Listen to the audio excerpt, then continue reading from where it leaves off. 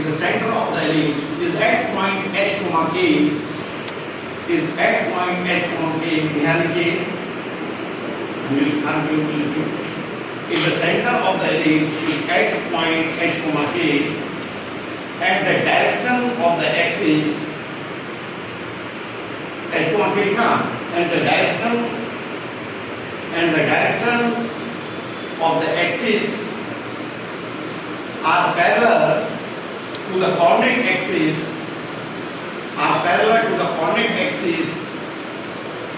then its equation is x minus h per whole square by a square, x minus h per whole square by a square plus y minus a per whole square by b square equals to 1. ठीक है, तो इसी को हम क्या लिख सकते हैं, इस फॉर्म में बढ़ा हुआ x equals to x minus h लिख सकते हैं, बढ़ा हुआ y को क्या लिख सकते हैं, y minus a, यानी इस फॉर्म में लिखेंगे x square by a square plus y square by b square equals to 1. ये इक्वेशन हो गया स्टैंडर्ड फॉर्म में. ठीक है, तो इस इक्वेशन किस फॉर्म में आ गया, स्टैंडर्ड फॉर्म में. ठीक है, समझ में आ रहा है ना. अब चलिए एक क्वेश्चन इस पर बनाइए, लिखिए वही सारा चीज निकालना है, फॉलोइंग एलिप्स में लेंथ निकालना है, major axis, minor axis, vertex, focus, ये सारा निकालना है, एसेंट्रिसिटी. इक्वेशन है x square plus 4y square minus x square plus 4y square minus 2x equals to 0. इसका परफेक्ट स्क्वायर में रूट कैसे निकालना है ना. कैसे बनेगा ये देखिए, पहले इस कंडीशन को एक साथ कीजिए, यदि x square minus 2x plus 4y square equals to 0 है ना. अब इसको क्या लिख सकते हैं, यहाँ पे कुछ नहीं है, तो इसको आप लिख सकते हैं कि x square minus 2x plus 1 इधर कर दिया plus 4y square equals to क्या कर देंगे, 1 कर देंगे ना. यदि इधर भी प्लस 4 कर दिया, इधर भी आ गया 1, तो दोनों कैंसिल हो गया, हमारा पहले वाला टर्म आ जाएगा. तो इसका फॉर्मूला क्या हो गया, x minus 1 का whole square plus 4y square equals to 1. x minus 1 का whole square plus 4y square equals to 1. तो इसको रिजल्ट में लोग कैसे कन्वर्ट करेंगे कि x minus 1 का होल स्क्वायर प्लस यहाँ पे लिख सकते हैं हम लोग, ठीक है, 2y स्क्वायर भी रख लीजिए या 4 रख लीजिए. ठीक है ना. तो इसको हम लोग कंडीशन में क्या लिख सकते हैं, y स्क्वायर को यहाँ पे 1/4 भी लिखा जा सकता है और यहाँ पे 1 लिखा जा सकता है इक्वल्स टू 1, है ना. अब ये a स्क्वायर का वैल्यू कितना दिया हुआ है, 1 दिया हुआ है, b स्क्वायर का वैल्यू कितना दिया हुआ है, 1/4, ये b का वैल्यू कितना हो गया, 1/2. चलिए बनाइए इसको. a स्क्वायर का वैल्यू कितना है हमारा, a स्क्वायर का वैल्यू कितना है 1, a स्क्वायर का वैल्यू 1 है ना. अब b स्क्वायर का वैल्यू कितना है 1/4, तो a का वैल्यू 1 और b का वैल्यू कितना आ गया 1/2.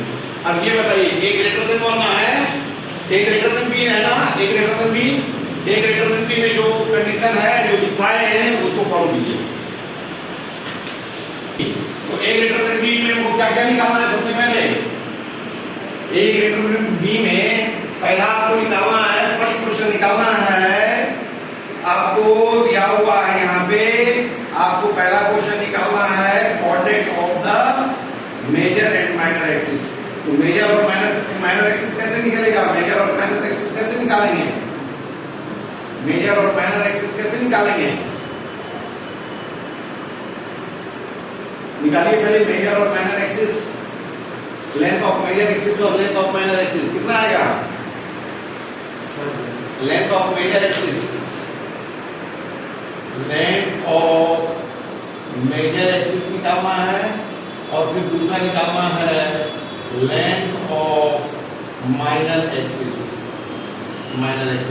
लेंथ ऑफ मेजर एक्सिस कितना होगा, length of major axis, length कितना, कैसे 2 आ जाएगी, 2b आएगा. लेंथ ऑफ मेजर एक्सिस और लेंथ ऑफ माइनर एक्सिस बताइए जल्दी. Length of major axis 2a होता है, तो a का वैल्यू कितना दिया हुआ है, a का वैल्यू 1 दिया हुआ है ना. हाँ, तो 2 into 1 कितना हो गया 2. और लेंथ ऑफ माइनर एक्सिस कितना हो गया, length of minor axis 2b. b का मान कितना 1/2 दिया हुआ, इसका वैल्यू कितना आ गया 1 आ गया, नहीं आ गया. लेंथ ऑफ मेजर एक्सिस कितना हो गया जी 2 और लेंथ ऑफ माइनर एक्सिस कितना हो गया 1 हो गया. अब इसेंट्रिसिटी बताइए, इसका क्या होगा, इसेंट्रिसिटी बताइए. Centricity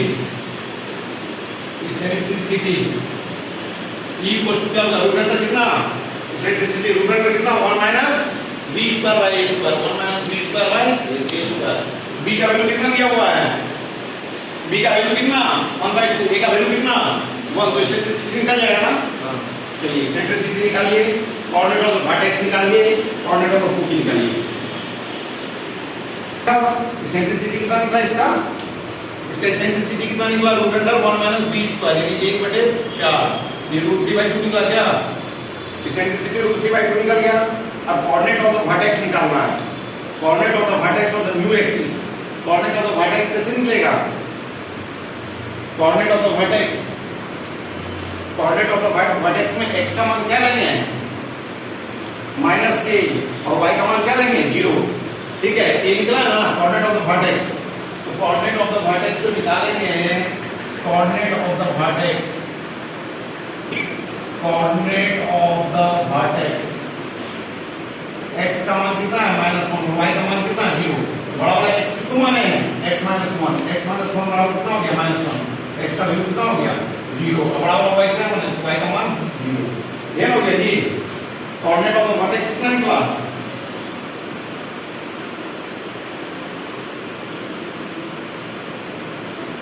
coordinate of the vertex कितना निकला है, x का वैल्यू कितना निकला है वर्टेक्स में, यहाँ पे 1 ना है तो -1 का है, x का मान कितना निकल गया 2 निकल गया, और y का मान कितना निकल गया 0, ये ना निकला y का मान, तो कोऑर्डिनेट ऑफ द वर्टेक्स कितना हो गया, कोऑर्डिनेट ऑफ द वर्टेक्स निकल गया हमारा जाकर के 2, 0।